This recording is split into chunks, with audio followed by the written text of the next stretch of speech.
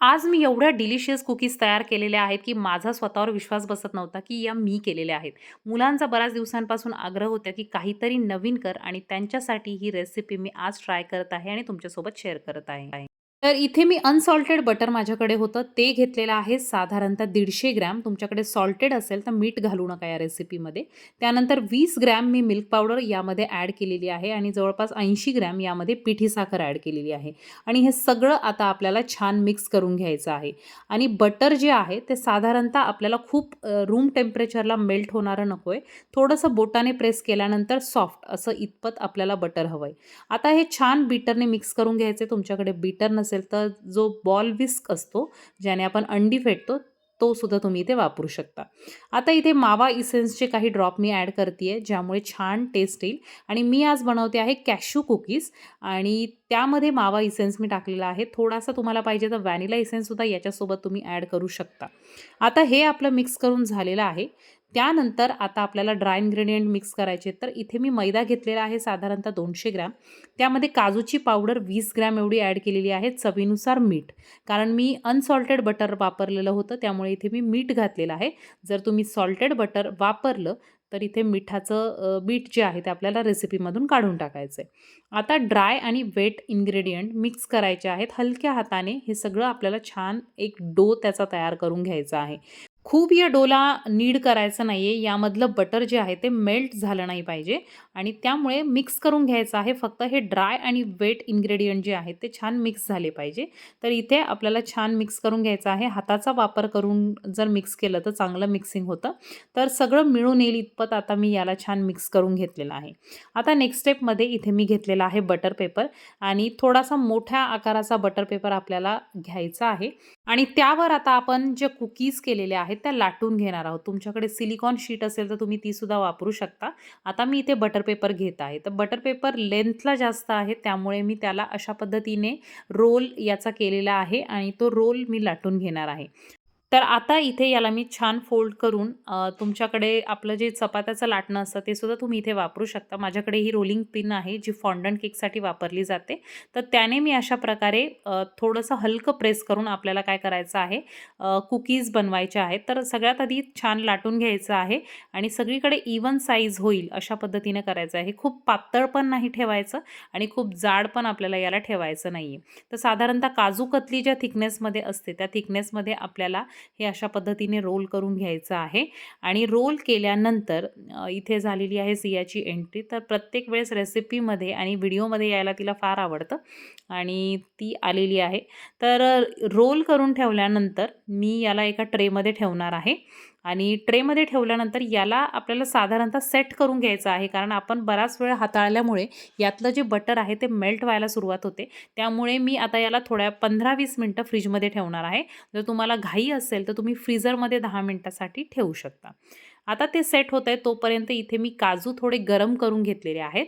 Microwave केलेले आहे. जर तुमच्याकडे मायक्रोवेव्ह नसेल तर तुम्ही पॅनमध्ये सुद्धा ते गरम करून घेऊ शकता आणि छान बारीक चॉप करून घेणार आहे.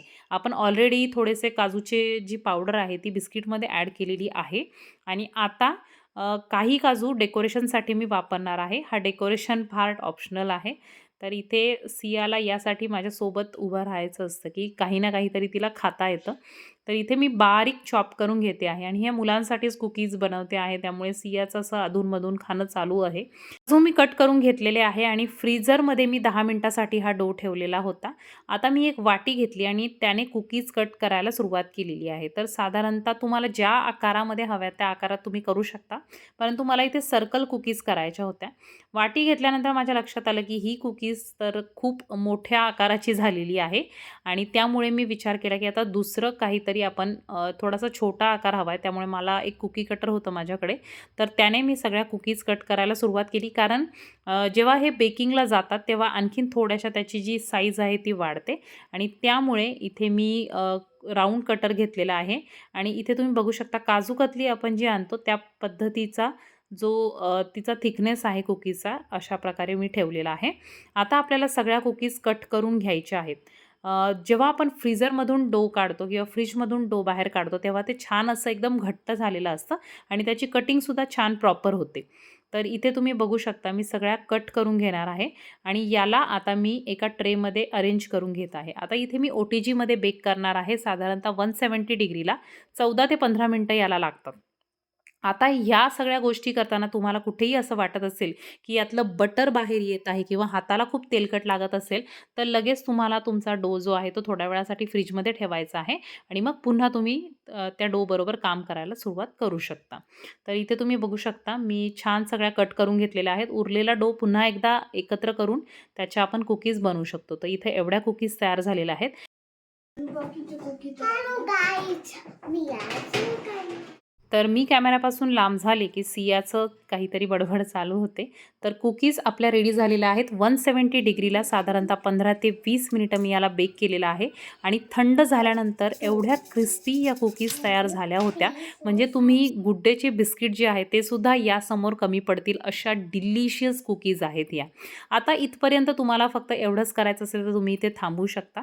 आता मी चॉकलेट मेल्ट करून घेतलेलं आहे. डार्क चॉकलेट माझ्याकडे होतं आणि डेकोरेशनसाठी करत होते आणि त्यामध्ये 1 टेबलस्पून मी तेल घातलेलं आहे, ज्यामुळे त्याला छान शाईन पण राहते आणि चॉकलेट जास्त वेळ मेल्टेड फॉर्ममध्ये राहतं. तर इथे तुम्ही बघू शकता मी कुकीज यामध्ये डिप केलेली आहे आणि त्यावर जेव्हा कुकीज ओलसर असते तेव्हाच आपल्याला कॅश्यू नट्स त्यावर ॲड करायचे आहेत. प्रकारे मी सगळ्या कुकीज करून घेणार आहे. जर तुमच्याकडे ओव्हन OTG नसेल तर तुम्ही गॅसवर सुद्धा बेक करू शकता. कढईमध्ये जसं आपण केक बेक करतो सेम त्याच पद्धतीने कढई प्रीहीट करून घ्यायची आहे. मोठा एखादं झाकण असेल किंवा प्लेट असेल तर त्या प्लेटवर आपल्याला या कुकीज ठेवायच्या आहेत आणि एकदम लो फ्लेमवर आपल्याला याला बेक करायचं आहे.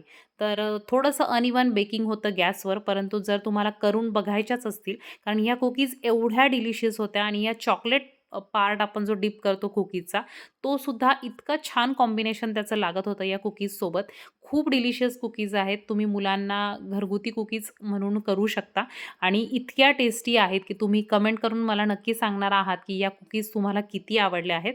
कारण माझ्या घरामध्ये मी केल्या तशा फटाफट या सगळ्या कुकीज संपल्या आणि खूप सॉफ्ट होतात. एकदम माउथ मेल्टिंग होतात कारण आपण यामध्ये बटरमध्ये या कुकीज केलेल्या आहेत आणि गुड डे बिस्किटला सुद्धा मागे पाडतील अशा या कुकीज आहेत. सो नक्की ही रेसिपी एकदा ट्राय करा. बघा तुम्हाला आवडते का? आणि आवडल्यानंतर मला एक छानसा रिप्लाय द्यायला विसरू नका. चॅनलवर नवीन असाल तर सबस्क्राईब केल्याशिवाय जाऊ नका कारण छान छान रेसिपीज मी तुमच्यासाठी सोप्या पद्धतीनं नेहमीच घेऊन येत असते. त्यामुळे रेसिपीजसाठी इथे तुम्ही बिस्किटचं टेक्स्चर बघू शकता आणि आम्हाला खाताना सुद्धा बघू शकता.